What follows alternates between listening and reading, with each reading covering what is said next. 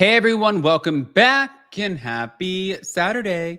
All right, guys. Well, we have a lot going on, lots to talk about, lots to discuss because it looks like now we're getting ready for the Real Housewives of Rhode Island, but now we have domestic violence abuse allegations and also filed no contact orders ahead of the show premiere. And then we also have these contracts from Potomac that are coming. What is going on? I have no fucking clue. So before we jump in, if you guys haven't already, go ahead, pop off in the comment section. If you're not subscribed, get subscribed. Don't forget to hit that notification bell. And let's just jump right in.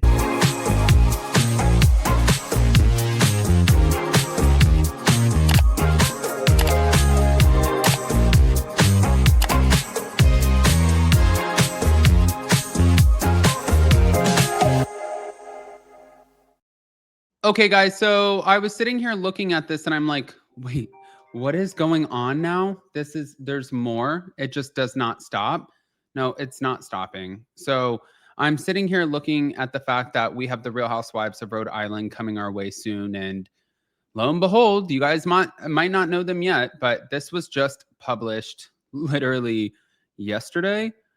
There's a report that two of the new cast members, Brian and also I believe her name is Rula, they're facing, well, at least he's facing a misdemeanor domestic violence charge stemming from allegations that he placed an electronic tracking device on someone's vehicle without consent.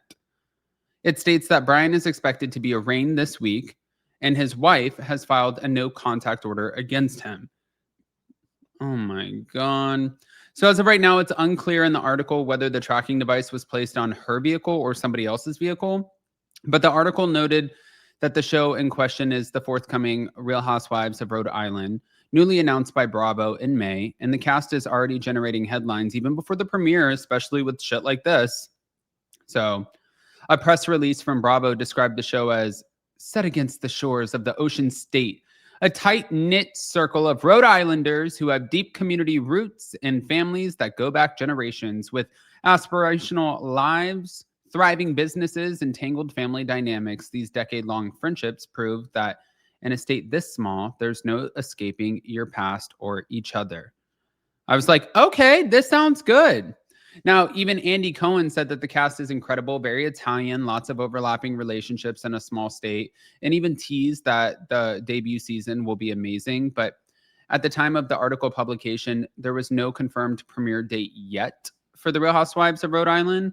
But there was additional context as far as like Brian was the one identified in the article as the person who is facing the charges.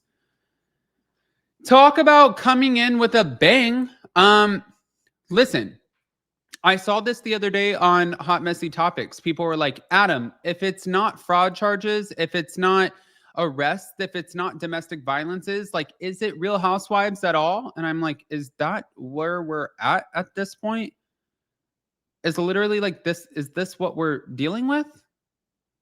When the did this happen? I mean, but then you look at it and you're like, Teresa Giudice. Oh, okay. Serve prison time. Erica Jane. Okay. Well, her husband, not good. And then you look at it, Jen Shaw, serving prison time. And then you look at, like Luann and Shannon getting DUIs. Now, Wendy Osefo with facing insurance fraud charges. And now Real Housewives of Rhode Island, domestic violence. Denise Richards from Beverly Hills, domestic violence allegations. It's a lot. But wait, there's more. So I don't know if you guys saw this, but the Real Housewives of Potomac, there were reports of a leaked contract screenshot document alleging an agreement between Stacey and TJ regarding the Real Housewives of Potomac. So according to the document, which was right here, and I know that it's really hard to see, but just to kind of read it to you guys, it says Stacey D. Rush willingly enters this agreement with Thomas Anthony Jones Jr. as an equal partner and cast member of Bravo TV's Real Housewives of Potomac, produced by Truly Original LLC and NBC Universal. I agree that Thomas Anthony Jones Jr. is entitled to 50% of my total salary earned as compensation for my appearance for the 2024 season as a cast member, and each season I appear as a cast member of Potomac thereafter.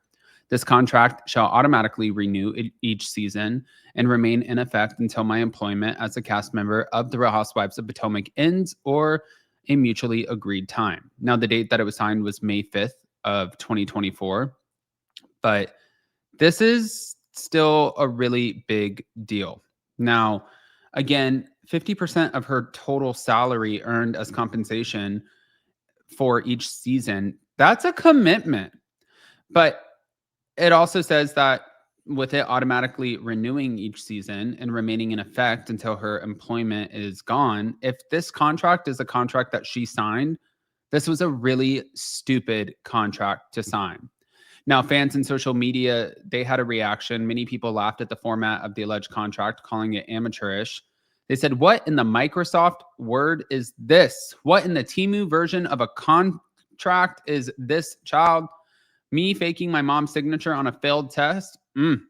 Now, some of the legal commentary, Preston Mitchum from the show Summer House, Martha's Vineyard, weighed in, noting that as an attorney, he found the document formatting PMO, meaning potentially poor-minded, referencing issues like the bolded RHOP contract heading, odd paragraph spacing, and the absence of TJ's signature, and that TJ isn't actually a cast member and thus unlikely to have a contractual relationship with Bravo and Truly Original or NBC Universal. So I think we're going to have to wait and see how that plays out. But he said, as an attorney, even the looks of this PMO, from the randomly bolded RHOP contract at the top to the paragraph spacing, to his signature not being there, to him not being a cast member and therefore no contractual relationship with Truly, Bravo, NBCU, even if they entered one, it should be written very differently.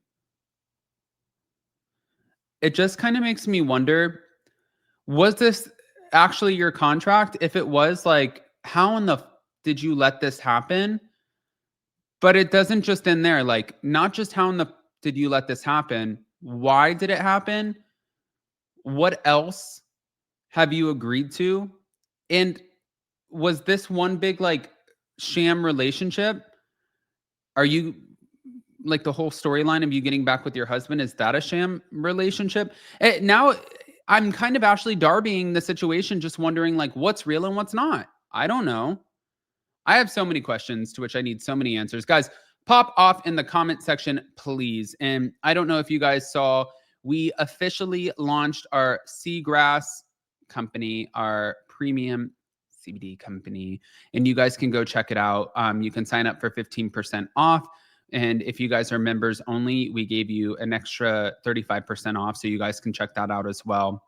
We're going to be expanding this company really, really quick. And I'm just so happy that we finally got it out. There's a lot of legalities that go into it. So this was a process, but we're here. And so go check out seagrassco.com. Love you guys. See you later.